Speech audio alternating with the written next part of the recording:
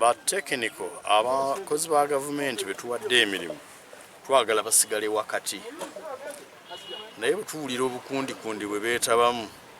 tewaliwo group y'abantu y'abakulembeze be batagala kukolagana nabo bo be balinga be bajja okusupervisinga n'okuketta kibateeka butereevu mu lutalo lw'ebyobufuzi era bwe banaasalawo nti basazeewo okwetabamu ebyobufuzi tujja kubamenya ensingo kubanga ffe tubawo emirimu ate ffe tetuli transferable tetukyusibwa we tuli wano abalonzi bannannyini nsi eno be batuleeta ffe tetuleetebwa gundi tebagundi ayinza okuleeta abalala n'ekigendererwa ekyokujooga baatayagala ffe bannannyini nsi be batuteeka mu bifo mwe tuli ekirala nze ndi w'ebusiro siina gye ndaga ne bwe mba nvudde mu parliament fakite bannabusiro bayinza n'okusalawo nti nva mu parliament nga bampa bwa president n'olwekyo mbaawo kati gwe obeera technical staff nga wayagala okwetaba mu byobufuzi ku ludda olukaayana nange oba ogudde mu kiseera ekizibu ekyokubanga oba ovudde ku nnono y'omulimu gwe ogwakuweebwa omulimu gwe ogwakuweebwa egw'okussa mu nkola ffe bye tusazeewo abantu abamu tulina emirimu gye tukola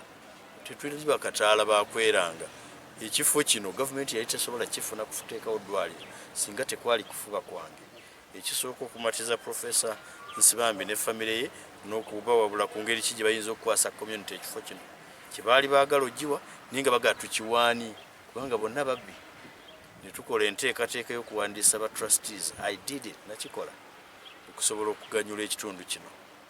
ekyokubiri ba trustees tebaali ready kuwa gavumenti kifo kino kuteekawo ddwaliro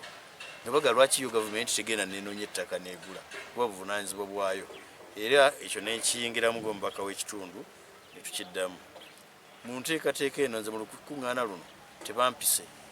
naye nga tebamanyi nti ne ssente zigenda okuzimba eddwaliro nze nazirwanirira zijje